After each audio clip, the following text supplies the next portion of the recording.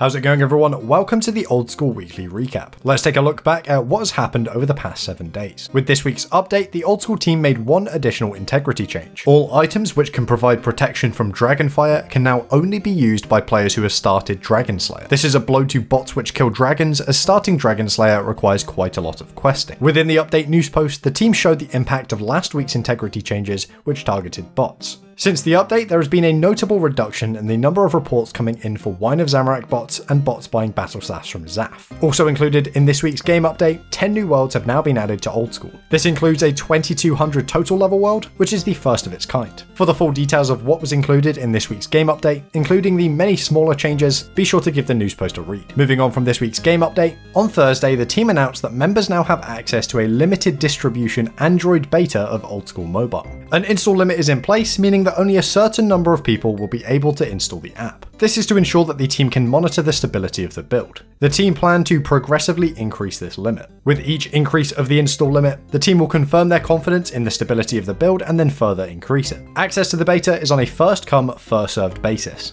If you want the best chance of getting access, be sure to follow @OldSchoolRS on Twitter and to enable notifications. If you're wondering about an iOS beta, the team stated that their solution for an uninterrupted, continuous service for iOS devices is still under development. They expect this to be in place later this summer, and expect to be sharing an update on the progress of iOS development soon. Last Saturday, we saw the Deadman Summer Finals take place. If you weren't able to catch it live, earlier this week, a video highlighting all of the key moments was uploaded to this channel. On top of that, you can see the video of the full event.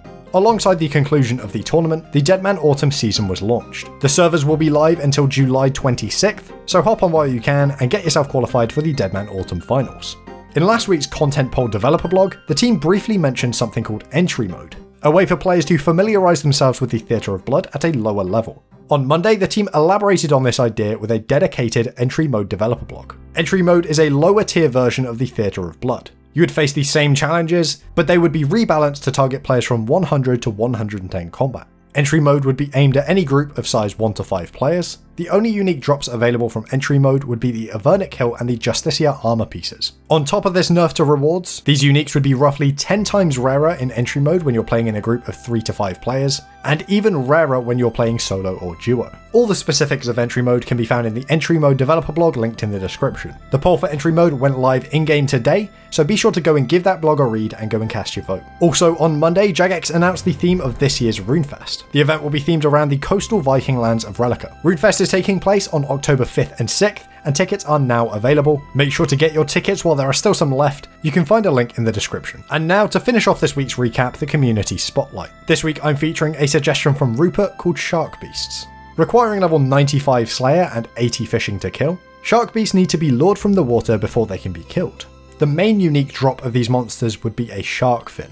This can be combined with a circle and a dark bow to create the Sharkseer bow. This bow has the opposite effect to the Twisted Bow, increasing in damage and accuracy based on how low your opponent's magic bonus is rather than how high it is. Now, specifics of the design aside, I wanted to feature this design because it is beautifully put together. Rupert mocked up an entire dev blog including a design for the NPC and the bow. It's always great to see designs with tons of time and effort put into them, so very nice work, Rupert. I always love seeing the stuff that you suggest. So what do you guys think about SharkBeast? Would you vote yes for it? And if not, what would you change? Anyway, that is all for this recap. Thank you guys for watching, have a great week, and I will see you next Friday.